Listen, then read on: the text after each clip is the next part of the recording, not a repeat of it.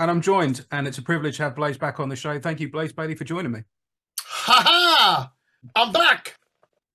You are back, mate. Like you say, you're showing off the album there, and rightly so. I've been fortunate enough to hear this record, Blaze. We were chatting a little bit before we hit record there, and this is a fantastic record. You know, not too long after War Within Me came out. I mean, War Within Me, I would say, was a lot more. It was an album of bangers, wasn't it? It was heavy all the way through. Where I feel like this one has got a little more light and shade, but it's equally a brilliant album. And I mean, the responses I've had from the album when I've been playing the singles so far on the radio show have been phenomenal, mate. Oh, thanks, Lee. That's great news. That's great to hear. It's a bit of anxiety anytime we do something new, and every time you do something new, I don't want to do the same as what I've done, and you're trying to. It's kind of a reaction against what you've done before, but I don't want to take my fans to a place where it's well out of what they expect from me. So we try and use those same values. We stick to that, right? We want strong melodies, powerful guitar parts. We want passionate, emotional vocals, bringing the melodies and the lyric to life. So within that, we try to find our way to do something different. But in the end, we're victims of some kind of crazy heavy metal weather in that, whatever comes along is what we do.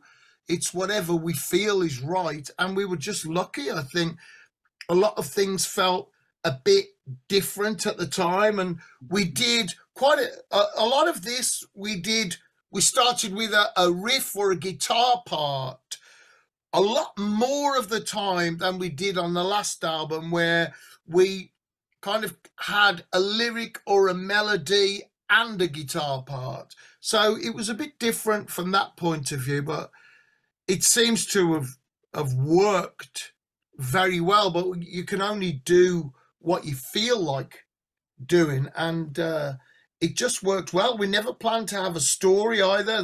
The albums come in two halves, Yeah. side one and side two, and we put it up on the big whiteboard that we have in the home studio, and what are the ideas that we have and what could be an album track, and things start coming. Let's work on that one today. You go, hang on, if Righteous Man was on side two, that would actually be part of the story of that's a story, and it's about the ancestors, and the righteous man, he has to come from a place of denial. He hears in his dreams the ancestors calling to him, and he's denying that, and eventually he relents and gives up his selfish, materialistic life to become the leader of the lost tribe and find the forgotten homeland. So it made sense. Pieces started to fall into place, but we never set out to have a story or a concept. It was just, I think it was a time that was right. I've been feeling a lot about the ancestors. How did we live? We're not different, really, to 20,000 years ago. We're the same people that our ancestors were. It's 200 years of industrial development that has changed, not us. We've adapted. That's why humans are the most successful species, because we're so adaptable. And it feels like, well, what were we before these 200 years? What were we when our ancestors were going back to the cave every night? What was it like then? They never changed. For 20,000 years, they never changed. It was that same thing all across Europe. So that was interesting. And I always think about what happened to the Aboriginal people in Australia, their dream world, and how they can trace back through a verbal story right back to their ancestors, to the beginning of time. through stories. And all of this, I suppose, was floating around and came out here on Circle of Stone.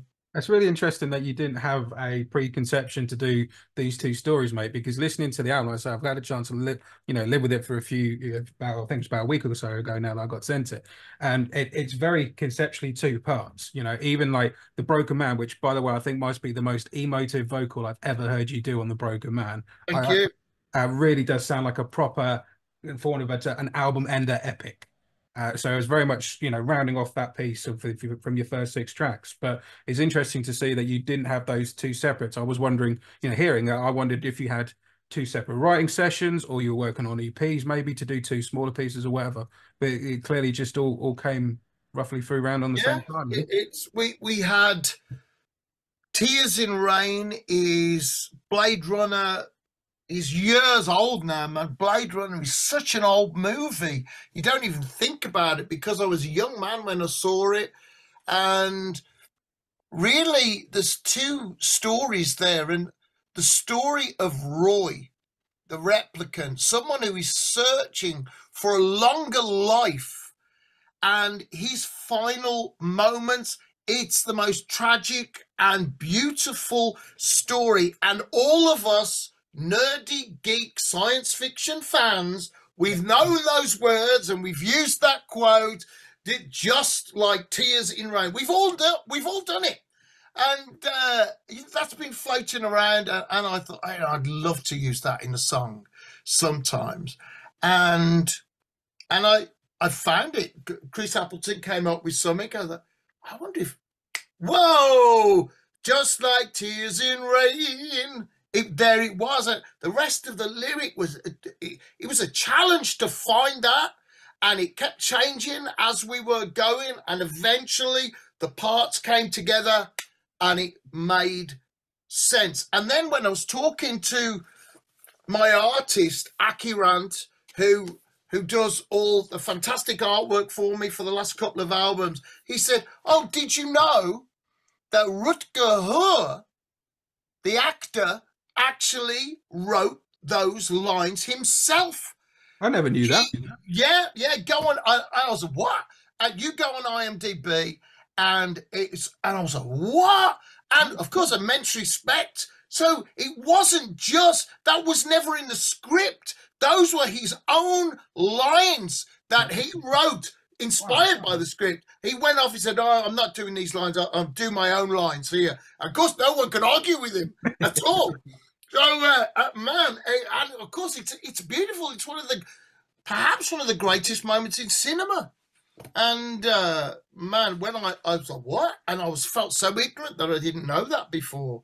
And that made it even more special.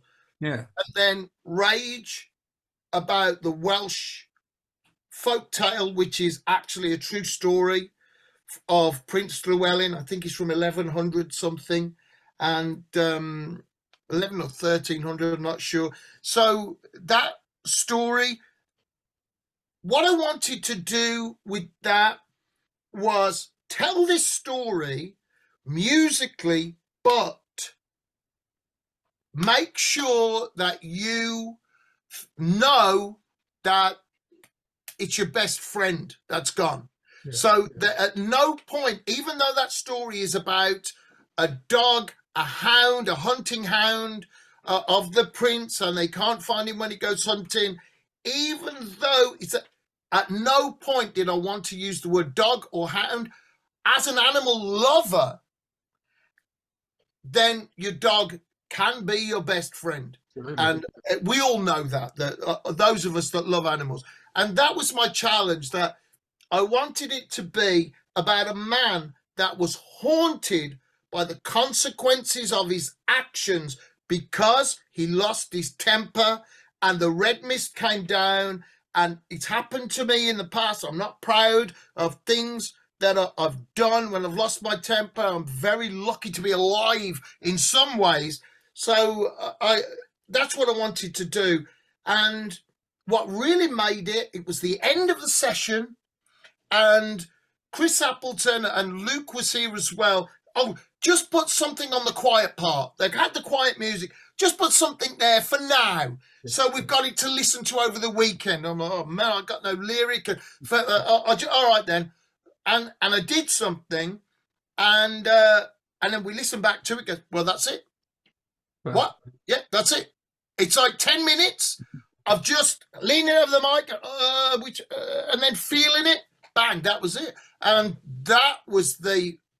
the song was complete, really, apart from a little bit of jiggling about, and then musically, it was just fantastic. We just kept getting simpler and simpler until it's this really emotional, tragic thing. What I want you to do, if English isn't your first language, you can feel what the song is about. Yeah.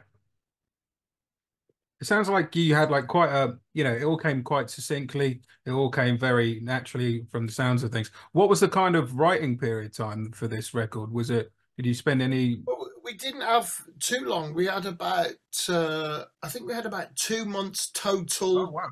of actual time that we could get together and start putting it together, less than we've had in the past. We were under a deadline because of the nature of manufacturing and what's happened with vinyl.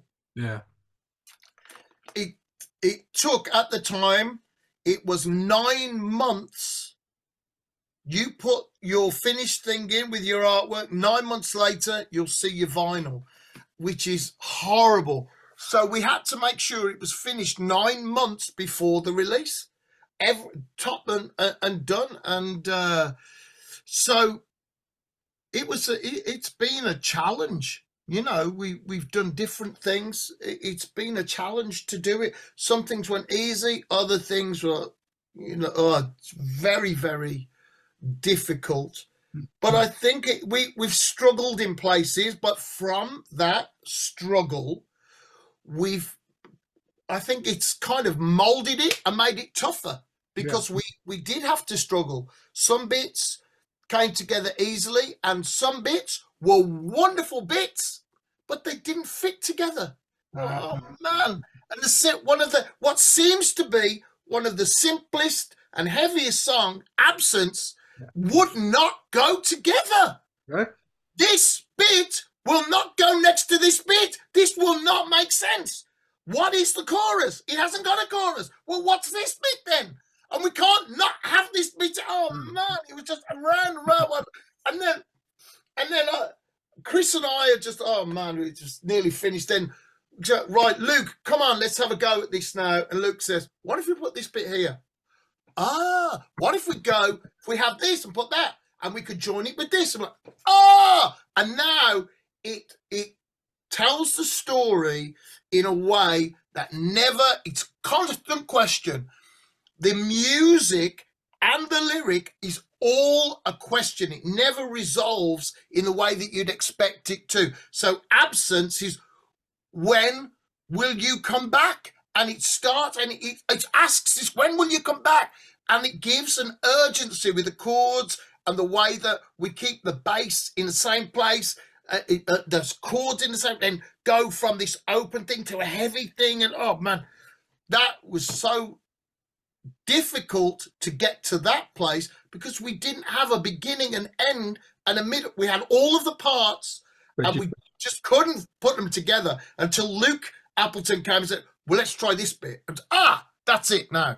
So it was a challenge.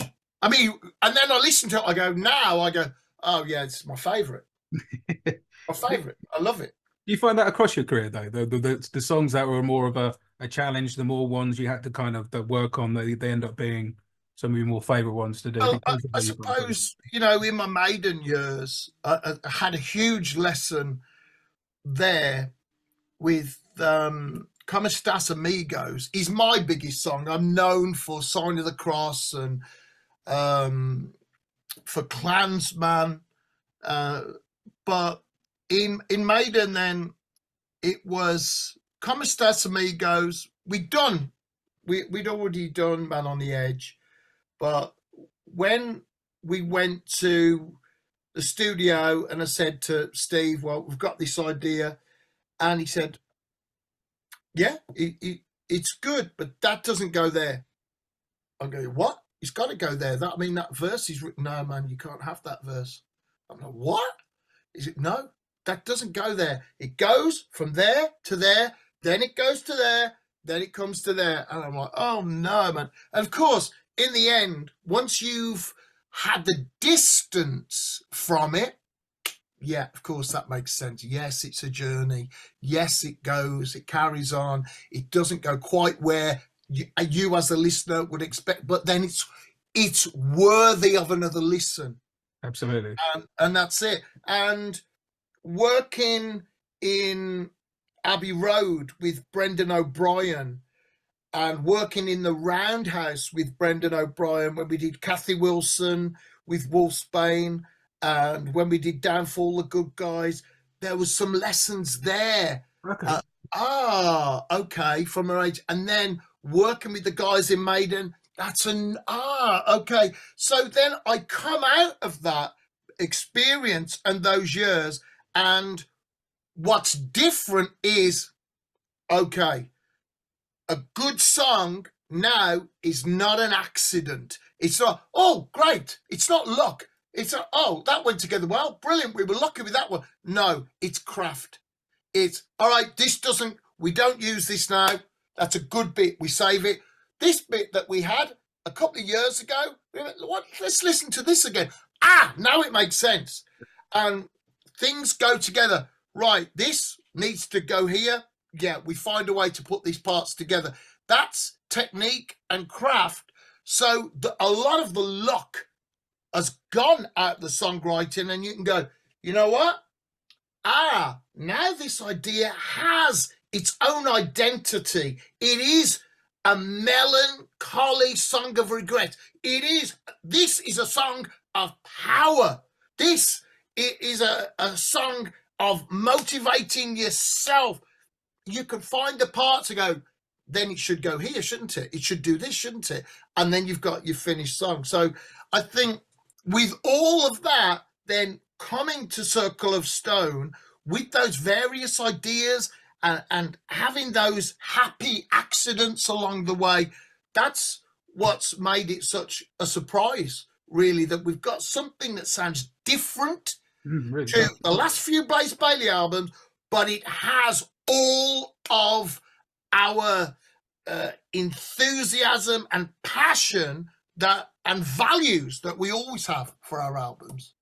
Yes, absolutely, man. Going back to what we were saying about the artwork, because that's what I've always loved, as well as, you know, the music itself being invested in the artwork. I always feel like the last few albums especially have been really invested in. Last time around we spoke about was around the Wall Within Me album, when we were talking about the little nuances there in the artwork, as I can see. And behind you there, mate, with the Spitfires, and you've got, you know, Stephen Hawkins to making an appearance in there and everything else that came, which I thought was absolutely brilliant. Not had my vinyl arrive yet, I'm sure it's on its way.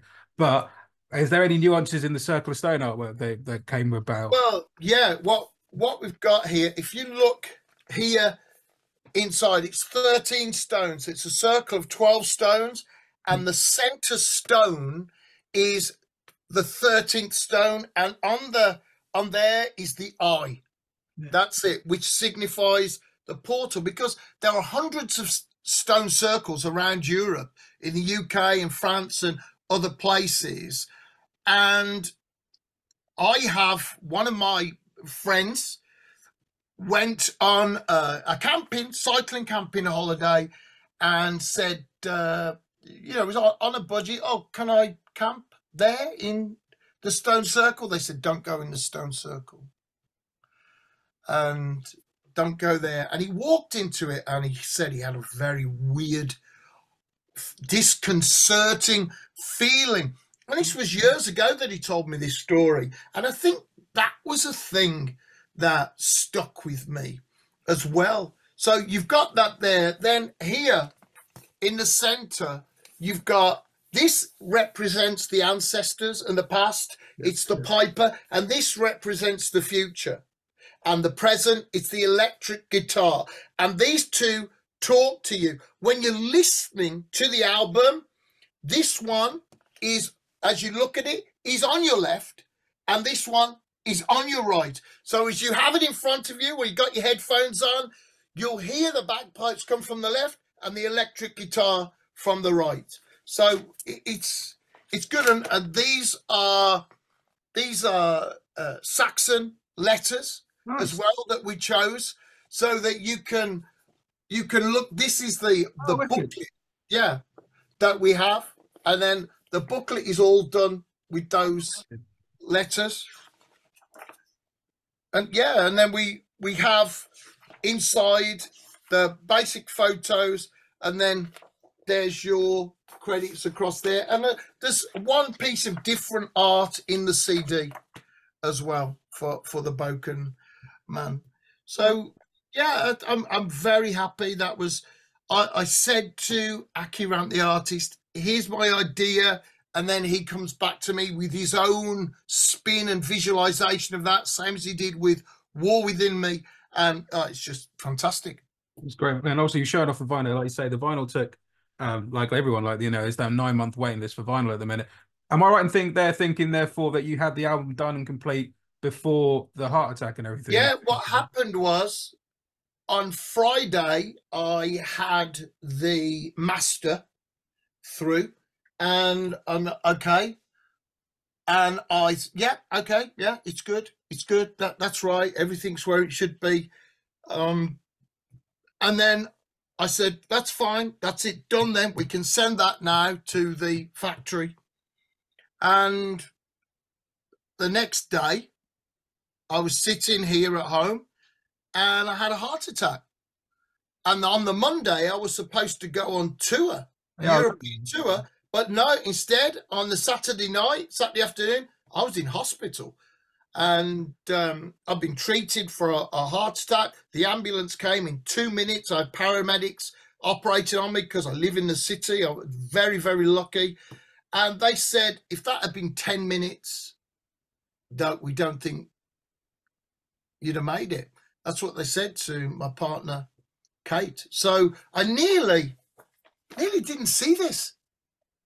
And we nearly didn't have the artwork for it either, because we had to finish the recording. Yeah. So that was done. And then we had to start finishing the artwork. So, man,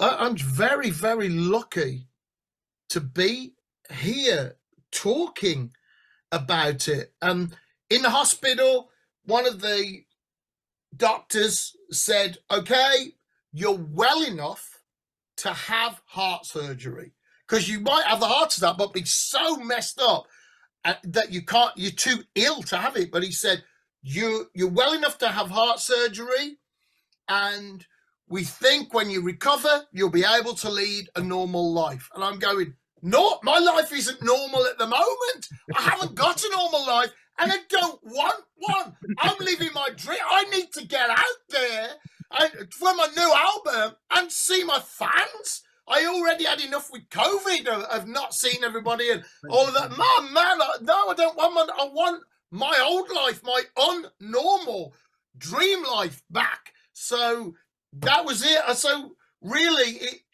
that heart attack stopped me and it stopped me in my tracks. But it just made me feel, you know what? I need to get back to work. And there's plenty of jobs I had when I was broke that I hated doing and just did for the money. And I'm very lucky that I lived my dream. I'm an independent artist. I'm a singer. I'm a record producer in a very small, independent way. But I actually live my dream because I'm supported by my fans that believe in me. And I'm able to do this, and I have a wonderful team with me as well, a wonderful manager, and the guys from Absolver that are always got my back. So I'm very lucky to be able to do this, and I just did not want to give that up. I'm like, no, I've got to get back. I've got to get back out there. And I'm just grateful that I'm able to do that. But there's so many spooky things, Lee. Very, very spooky, because if you think in absence, it says from my chest, my heart is torn. But that sounds like I've written it after my heart attack, but actually it's before.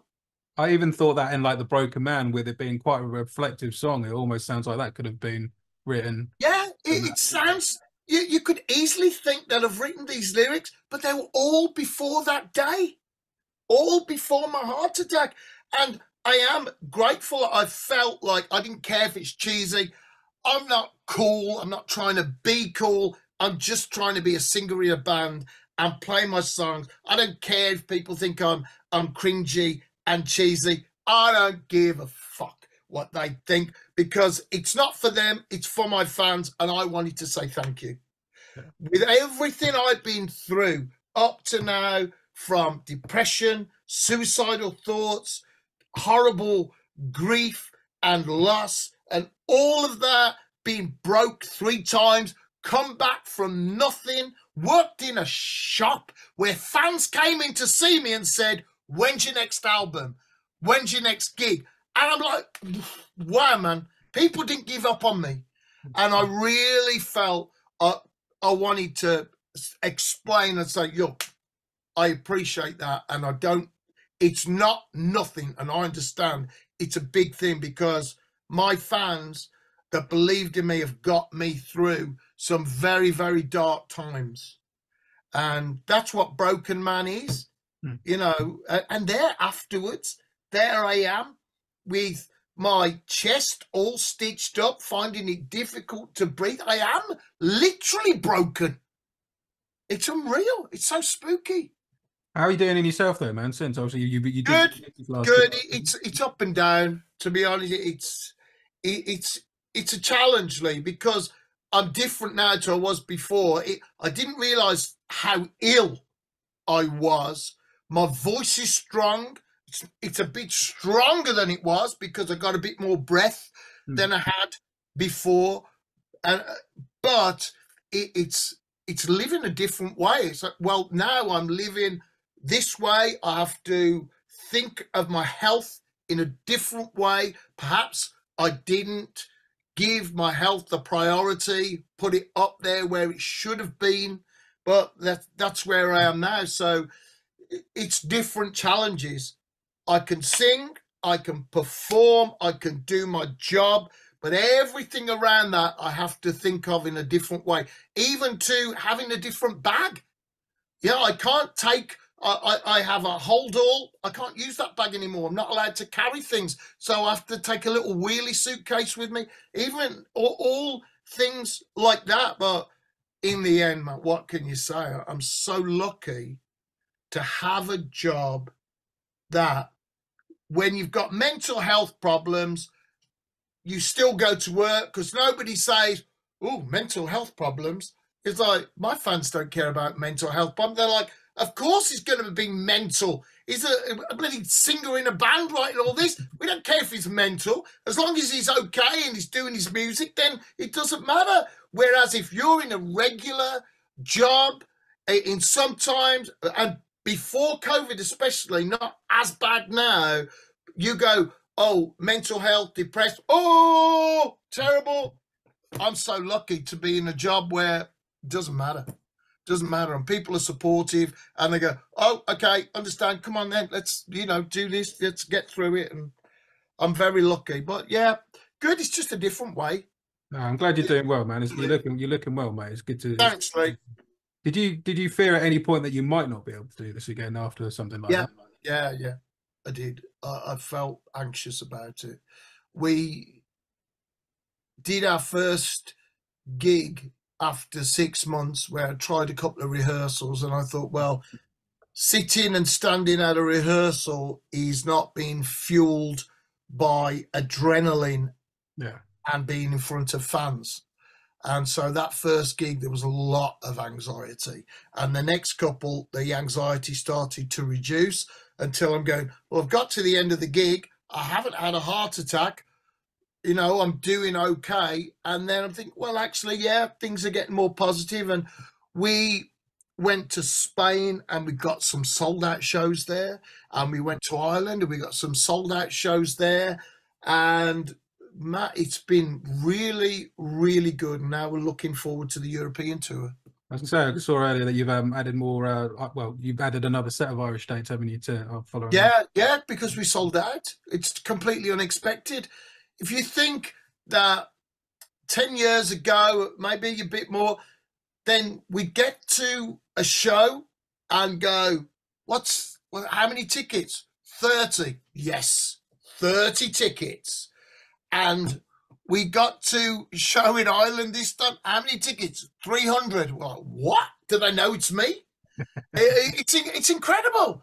It's just it's unreal to feel that, from where we've been and where I've been and what we've come from, where just almost no one, and playing to 7 people at one gig, and awful things where we just, well, they paid, they believe, we have to do our best, Yeah.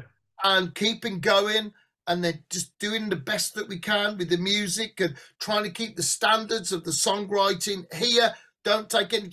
Every song is a journey. You have to believe in the journey. You have to be captivated in some way. You have to have melodies in there, and it has to have a value that means it's worth listening to more than once. And all of that, and then to be here and going with more tickets sold in advance than we have on any tour that we've done, more albums ordered in advance than we've ever had before. It's incredible feeling. It doesn't feel quite real. No, I can imagine, man. And on top of your own live shows, of course, I've already seen that there's some festivals lined up. Of course, I saw play Maiden Stone Festival later this year and everything else. It looks like it's going to be another busy summer for you, mate. Yeah, it's very exciting, and it's nice to be able to do the 30th anniversary tour, because those Maiden songs, it's with the voice I have now, it's different to the man I was then, 30 something in the studio. Now that voice that I found there with Steve Harris, now that is strong, and I use that voice. So the interpretation of those songs, they come to life now in a way that they couldn't before. I sang them to the best of my ability. Now I bring them to life. That's how I feel. And we do our own interpretation. Nice. My idea and the way that I think is, you have your album, that's there. That song, that's the album version of the song. Then you have live. This is the live version of the song. For me, there's no computers, there's no laptops, there's no backing tracks or anything. There is the song. What's the heart of the song? And this is what we're going to do for you live. And what do we feel? That song, what's the best version that we can do? So there's a couple of cheeky bits that we do where on the album 30 years ago didn't have a guitar harmony in that particular place. So a little bit cheeky, stick that harmony in there where, and we do that in a couple of places, and it feels good, man. Nobody ever complains that it's not the same as the album. So it feels good. And then to do that and to do my own songs as well, it feels good. It's a lot of fun to go back and sing those old songs like old friends, and then to do the new songs with everything I've learned and bring those to life. It's a lot of fun. So it should be an exciting year, I hope. Well, it looks like you got a great year ahead of you, Blaze. It's brilliant to have you back, man. This is a great record. I hope that everyone listening goes and grabs their copy of it. We'll certainly keep blasting out. Thanks for your time again, Blaze. It's been great to chat to you, buddy. At the beginning of the interview, I'm going to play Absence because we've been talking about Absence quite Brilliant. a bit. But what song from the album would you like us to play at the end of the album, mate? Well, if you, Circle of Stone, I suppose, because that's the title track, and that really tells the story with Nicholas His voice is so different to mine. Nicholas from Wolf, we got him as on board as part of the project. So he is the voice of the ancestors calling to you in your dream, and he just sounds fantastic. Yeah, it's a great voice, great vocal track from Nicholas, like you say there, man. Well, Blaze, thanks for your time, man. It's been great to chat to you, buddy, and hopefully I'll see you out on the road, pal. Thanks, Lee. Thank The you very much circles of for having me. stone Thank and you. the high mountain Bye-bye. peaks as I wander this great land. I see them all, and